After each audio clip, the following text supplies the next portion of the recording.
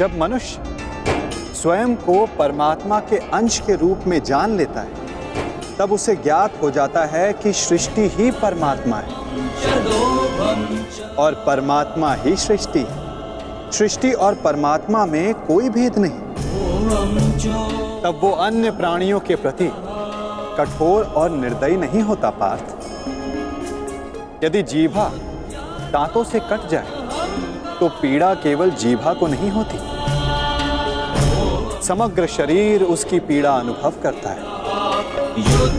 ठीक उसी प्रकार स्वयं को आत्मा के रूप में जानने वाला सारे संसार की पीड़ा को स्वयं अनुभव करता है और उनके सुख में आनंद भी मनाता है पार्थ।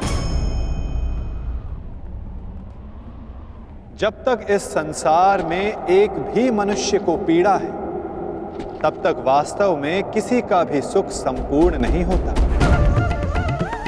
और इस सत्य को जानकर मनुष्य का हृदय, मनुष्य का मन करुणा से भर जाता है। करुणा ही धर्म है पार्थ।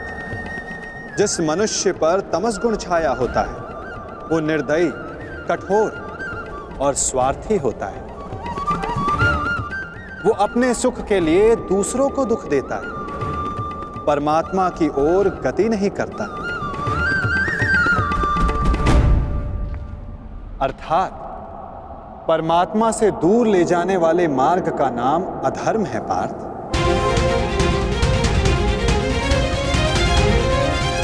अर्थात अधर्म तो अज्ञान का दूसरा नाम है माधव। परंतु अज्ञानी और अपराधी में अंतर नहीं होता क्या? अज्ञानी के लिए दया आवश्यक नहीं, उन्हें दंड देना कैसे उचित है? जब एक अज्ञानी ज्ञान का मूल्य जानने को सज्ज ना हो, तो दंड ही समाधान है पार्थ, और दंड ही दया है, उसके प्रति भी और दूसरों के प्रति भी। सृष्टि की गति सदा परमात्मा की ओर हो, यह आवश्यक नहीं पार्थ।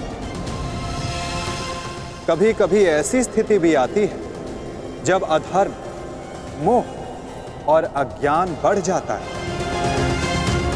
धर्म के नाश का भय उत्पन्न हो जाता है।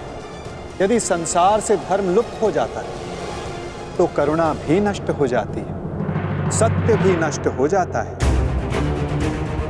यदि भविष्य में आने वाली पीढ़ियों को धर्म प्राप्त हो सके, इसलिए आज अधर्मियों का वध करके धर्म की स्थापना करना आवश्यक है पार्थ। और आज तुम्हारे समक्ष ऐसी ही स्थिति है।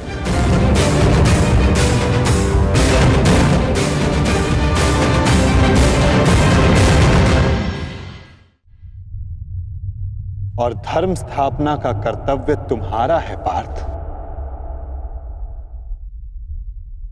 अपनी निर्बलता त्यागो पार्थ और युद्ध के लिए सज्ज हो जाओ।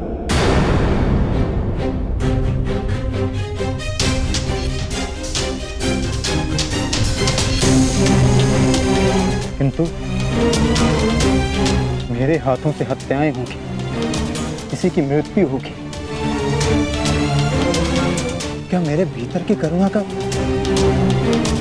नाश नहीं हो जाएगा माधव? यदि करुणा ही धर्म का आधार है, तो फिर मेरी आत्मा तो अधर्मी बन जाएगी माधव। कर्म का बंधन अवश्य निर्मित होता है, परंतु कार्य का बंधन निर्मित नहीं होता पार्थ। प्रत्येक कर्म कार्य होता है पार्थ, परंतु प्रत्येक कार्य कर्म नहीं होता। कर्म उस कार्य को कहते हैं जब मनुष्य उस कार्य से फल की इच्छा रखता है।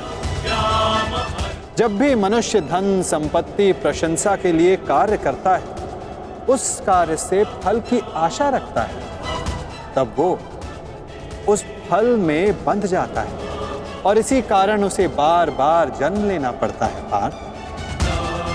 वास्तव में मनुष्य को कोई कर्म नहीं बांधता पार्थ। उस कर्म से जुड़ी फल की आशाएं, फल की कामना मनुष्य को बांधती है।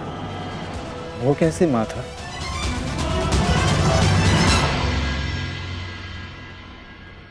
यदि तुम्हें इस युद्ध में विजयी होने की आशा है तो पराजित होने पर तुम्हें भीषण दुख होगा पार्थ। वो दुख तुमसे कुकर्म करवाएगा और उसके फल के लिए तुम्हें दूसरा जन्म लेना होगा।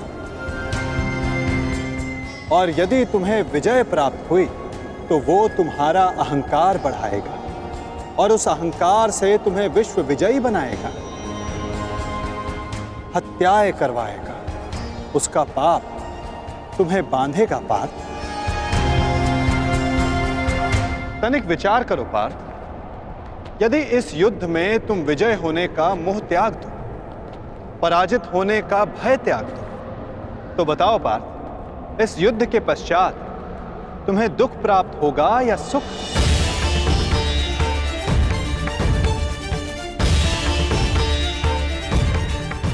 ना सुख ना दुख। अर्थात वास्तव में तुम्हारा सुख दुख, हताशा, अहंकार, ये सब इस युद्ध के कारण नहीं, ये सब इस युद्ध से जुड़ी तुम्हारी आशाओं के कारण है पार्थ। क्या ये सत्य नहीं? सुख दुखे समे कृत्वा लाभा लाभा जया जय ततो युद्धाय युजस्व नैवं पापम वयाप्स्यसि।